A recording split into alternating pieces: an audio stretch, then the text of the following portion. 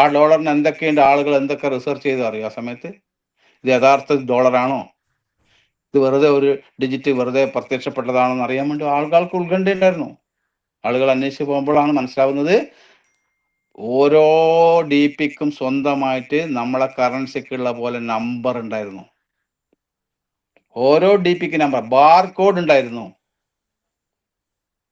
ഓരോ ഡി പിക്കും സ്വന്തമായിട്ട് ഓരോ ഡി പിക്കും ബാർ കോഡ് ഉണ്ടായിരുന്നു.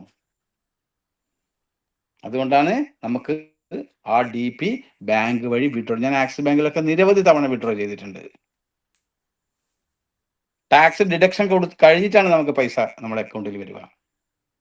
അത്ര മഹത്തരമായ ഒരു 10 വർഷത്തെ പ്രൊജക്ടിന്റെ അവസാന ഘട്ടത്തിലാണ് നമ്മൾ ഓരോരുത്തരെത്തിയിരിക്കുന്നത്.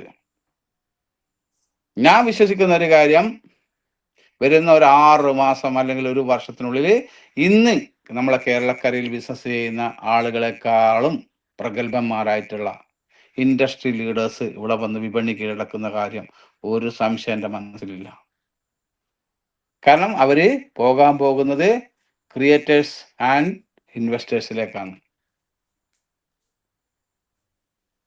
വലിയ വലിയ പ്ലെയേഴ്സിലേക്ക് പോകാൻ പോകുന്നു. നിയോ ബാങ്ക് കൊണ്ടുവരാൻ പോകുന്നു. ഇ കോമേഴ്സ് സ്റ്റാർട്ട് ചെയ്യാൻ പോകുന്നു. മൾട്ടിപ്ലയർ ഗെയിം റിവാർഡ് പ്രോഗ്രാം വരാൻ പോകുന്നു. ഇതൊക്കെ വരുമ്പോൾ പേൾവനും PVC മെറ്റ് എന്താണെന്ന് ജനങ്ങൾ തിരിച്ചറിയും. ഇന്ത്യയിൽ മാത്രമല്ല, ഇന്ത്യക്ക് പുറത്ത്. മറ്റാരും പ്ലാൻ ചെയ്തിരിക്കുന്നതും ഇന്ത്യക്ക് പുറത്ത് എങ്ങനെ നമുക്ക് ഈ വിപണിയിലേക്ക് ഇറങ്ങി മാക്സിമം ആളുകളുടെ ജീവിതത്തിൽ ബെറ്റർ ആയിട്ടുള്ള എക്സ്പീരിയൻസ് കൊണ്ടുവരാനാണ്. നമ്മളെ ഓരോ ലീഡേഴ്സിൻ്റെയും അല്ലെങ്കിൽ നമ്മളെ ഈ മെറ്റാ ആർമിയിലുള്ള ഓരോ വ്യക്തികളുടെയും റെഫറൽ ID വിദേശത്തേക്ക് എങ്ങനെ എക്സ്പോർട്ട് ചെയ്ത് എത്രയും വിപണിയിൽ നിന്ന് എത്രയും ആളുകളെ ഇൻവെസ്റ്റേഷനിൽ നിന്ന് ബിസിനസ് കൊണ്ടുവരാം എന്നാണ് മെറ്റാ ആർമി ചിന്തിച്ചുകൊണ്ടിരിക്കുന്നത്. കാരണം വിപണി ഉണരുന്ന കാര്യത്തിൽ ഒരു സംശയമുണ്ട്, വളരെ അടുത്ത്. അതുകൊണ്ട് ഇന്നിപ്പോൾ കാണിച്ചുകൊണ്ടിരിക്കുന്ന ഗൗരവം മതിയോ എന്ന് എല്ലാവരും ഒന്ന് ചെക്ക് ചെയ്യണം. സ്വന്തം ചെക്ക് ചെയ്യണം. കാരണം ഇത് അത്ഭുതം ഉണ്ടാക്കും. ഇതിന് പകരം വെക്കാൻ ലോകത്തിന് രണ്ടാമത്തൊരു സിസ്റ്റം ഇല്ല. ഞാൻ NFT-യിലും മെറ്റാവേഴ്സിലുള്ള നിരവധി കമ്പനികളെ ഞാൻ ക്രിപ്റ്റോകളെ കുറിച്ച് ഞാൻ പഠിച്ചിട്ടുണ്ട്. ഒരുപാട് കമ്പനികൾ. എൻ്റെ ഫുൾ ടൈം ഒരു കാലത്ത് അതന്നായിരുന്നു എൻ്റെ പണി.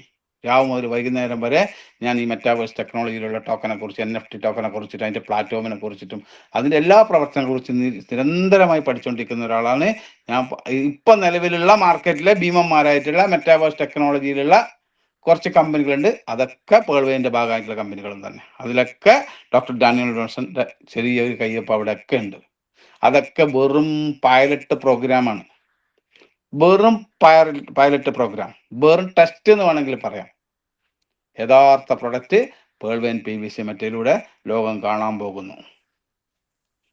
തിരിച്ചറിയാം. നമ്മൾ എന്ത് ചെയ്യണം? നമ്മളൊക്കെ ലക്ഷ്യത്തിലേക്ക് നമ്മൾ കുതിച്ചു പോകേണ്ട സമയമായി. ഇതിനെക്കുറിച്ച് സ്വന്തമായിട്ട് സ്ട്രോങ് ആയിട്ട് നമുക്ക് ചെയ്യാൻ പറ്റാത്ത ആളുകൾക്ക്, അതിനെക്കുറിച്ച് വലിയ എക്സ്പെർട്ട് അല്ലാത്ത ആൾക്കാർക്ക് വേണമെങ്കിൽ മെറ്റാ ആർമിയോട് ചേർന്ന് നിൽക്കുക. അല്ലാത്തവർക്ക് ഇൻഡിവിജ്വലായിട്ട് വലിയ ഗ്രൂപ്പിനെ ബിൽഡ് ചെയ്യാം. മെറ്റാ ആർമിനെ ആശ്രയിക്കേണ്ടതോ പേൾവേനെ ആശ്രയിക്കേണ്ടതോ ഒന്നും വേണ്ട. കാരണം വലിയ ടീം ഉണ്ടാക്കാം, വേൾഡ് വൈഡ് ആയിട്ടുള്ള വലിയ ഗ്രൂപ്പ് ഉണ്ടാക്കാം. അങ്ങനെ ആക്കേണ്ട സമയം ആയിക്കഴിഞ്ഞു. അങ്ങനെ ആവേണ്ട സമയം ആയിക്കഴിഞ്ഞു. ഇപ്പം ഞാനൊരു മീറ്റിങ്ങിൽ പങ്കെടുത്തുകൊണ്ടിരിക്കുന്നത് 360 പേരുണ്ടായിരുന്നു. ഒഡീഷയിൽ നടന്ന ഒരു മീറ്റിംഗ്, ഓൺലൈൻ മീറ്റിങ്ങിൽ ഞാൻ പങ്കെടുത്തുകൊണ്ടിരിക്കുന്നത്. അത് കട്ട് ചെയ്തിട്ടാണ് ഈ മീറ്റിങ്ങിൽ കയറുന്നത്. വളരെ എക്സൈറ്റഡ് ആയിട്ടാണ് ആൾക്കാരുള്ളത്. കാരണം അവിടെ ഓൾറെഡി പേൾവേനിലെ അച്ചീവേഴ്സാണ് നടത്തുന്നത്. ഒഡീഷയിൽ നടക്കുന്ന മീറ്റിംഗ് ഇപ്പം ലൈവായിട്ട് നടക്കുന്നുണ്ട്. നമ്മളിവിടെ മീറ്റിംഗ് നടക്കുക, അവിടെയും നടക്കുന്നുണ്ട്. അവർ വേറൊരു സ്ട്രാറ്റജിയിലാണ് ഈ ടീമിനെ ബിൽഡ് ചെയ്തുകൊണ്ടിരുന്നത്. കാരണം യാതൊരു ഉത്തരവാദിത്വം ആർക്കും ഇല്ലാത്തതിൽ പൂർണ്ണമായും ഇൻഡിപെൻഡൻ്റ് ആയിട്ടാണ് അവർ ഓരോ ടീമിനെയും ബിൽഡ് ചെയ്തുകൊണ്ടിരിക്കുന്നത്.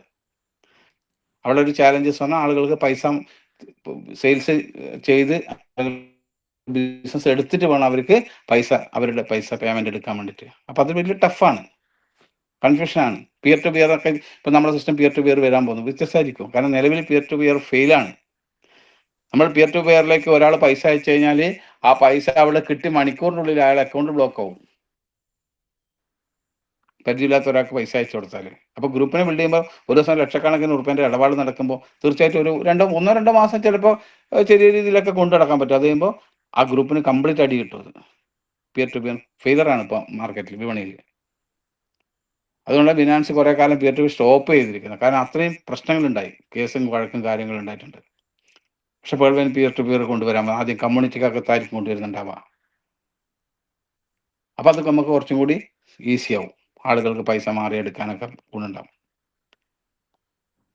അപ്പോൾ ഏതായാലും വൈകി നമ്മളെ സംബന്ധിച്ച് മെറ്റാ ആർമിയിൽ വലിയ വലിയ നമ്മളെ ഈ ഒരു വളർച്ചേൻ്റെ ഭാഗമായിട്ട് ഒരുപാട് സ്റ്റെപ്പ് എടുക്കാൻ വേണ്ടി മെറ്റാ ആർമി തീരുമാനിച്ചു. കഴിഞ്ഞ 2 ദിവസം നമ്മൾ ഇതുമായിട്ട് ബന്ധപ്പെട്ട മീറ്റിങ്ങിലായിരുന്നു.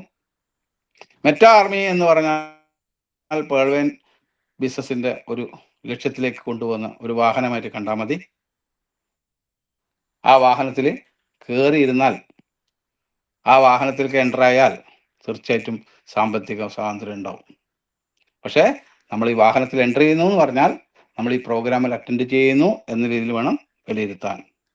പ്രോഗ്രാമിൽ നിരന്തരമായി പങ്കെടുക്കണം. കാരണമാണ് ആ ബസ്സിലേക്കുള്ള, ആ വാഹനത്തിലേക്കുള്ള ടിക്കറ്റ് ആയിട്ടാണ് നമ്മൾ ഈ മീറ്റിങ്ങിനെ പരിഗണിക്കുന്നത്. ദയവായിട്ട് മീറ്റിംഗ് പരമാവധി മിസ് ചെയ്ത്, കാരണം വിദേശത്തുള്ള നമ്മളെ റെഫറൽ സ്റ്റാർട്ട് ചെയ്യുന്ന സമയത്ത് ഏറ്റവും കൂടുതൽ മീറ്റിങ്ങിൽ പങ്കെടുക്കുന്നവരെ കൂടുതൽ പരിഗണിക്കുന്നുണ്ടാവും. അത് തീർച്ചയായിട്ടും ഓൺലൈൻ മീറ്റിംഗ് ഉണ്ടാവും, ഓഫ്ലൈൻ മീറ്റിംഗ് ഉണ്ടാവും. ഇന്നലെ പറഞ്ഞിരിക്കുന്ന മെയിൻ കാര്യം അതാണ്. മീറ്റിങ്ങിൽ ഓഫ്ലൈൻ ഓൺലൈനിൽ പങ്കെടുക്കുന്നവരെ ഏറ്റവും കൂടുതൽ പരിഗണിക്കരുത്. അതുകൊണ്ട് ദയവായിട്ട് എല്ലാവരും അത് ശ്രദ്ധിക്കുക. കാരണം നമ്മൾ ഈ കഴിഞ്ഞ 122 മീറ്റിംഗ് തുടങ്ങുന്ന മുതൽ നമ്മൾ പറഞ്ഞ മീറ്റിങ്ങിൻ്റെ പാർട്ടിസിപ്പേഷൻ നിങ്ങൾ നിർബന്ധമായി. പല ആളുകളും അത് വേണ്ടുന്ന പോലെ ഗൗരവത്തിലെടുത്തില്ല. കാരണം അറിയോ, ഇങ്ങനെ കുറേ കേട്ടതാണ് നമ്മളും. മീറ്റിങ്ങിന് അത്ര വലിയ പ്രാധാന്യമില്ല, കാരണം ബിസിനസ് ചെയ്താൽ പോരെ, മീറ്റിങ്ങിന് എന്തിനാണ് കയറേണ്ട ആവശ്യം, ഞാൻ വോളിയം കൊണ്ടുവരുന്നുണ്ടല്ലോ. പക്ഷേ നമ്മുടെ സിസ്റ്റത്തിൽ മെറ്റാ ആർമിയിൽ മീറ്റിങ്ങിൻ്റെ പാർട്ടിസിപ്പേഷൻ വെരി വെരി ഇമ്പോർട്ടൻ്റ് ആണ്. നമ്മൾ ആ ഡാറ്റ വെച്ചിട്ടാണ് നമ്മൾ ആളുകളിലേക്ക്, കാരണം ഇത് ടെക്നോളജി ആയിട്ട് ബേസ് ചെയ്യാൻ മീറ്റിങ്ങിൽ കയറാത്ത ഒരാൾക്ക് ഇവിടെ നടക്കുന്ന ഒരു മാറ്റങ്ങളും അറിയില്ല. അതുകൊണ്ട് മീറ്റിംഗ് ഒരു മസ്റ്റാക്കി വെച്ചുകൊണ്ട് നമുക്ക് എല്ലാവരും ടുഗദർ വളരെ വലിയ അച്ചീവ്മെൻറ്റുകൾ ഈ 2025-26 എടുക്കാം. നമ്മളെ അനിൽകുമാർ ദാസ് സാർ പറഞ്ഞ പോലെ നമ്മളെ 2ാമത്തെ മീറ്റിംഗ് ലോനാവാലയിൽ കഴിഞ്ഞു. ഡിസംബർ 2-3 നമുക്ക് നമ്മളൊരു പ്രോഗ്രാമിൽ പങ്കെടുക്കുന്നത്, ആക്ച്വലി നമ്മൾ നടത്തുന്ന പ്രോഗ്രാമല്ല, ഒരു ഇവൻ്റാണ്. ആ ഇവൻറ്റിൽ നമ്മൾ പങ്കെടുക്കുന്നുണ്ട്. മെറ്റാക്രാറ്റ്സ് ലീഡേഴ്സ്, നമുക്കറിയാം പേൾവെൻ എന്താണ്, BBC മെറ്റാ നമ്മൾ മീറ്റിങ്ങിലൂടെയും സ്വന്തം അനുഭവം കൂടിയും എല്ലാവരും മനസ്സിലാക്കി കഴിഞ്ഞു.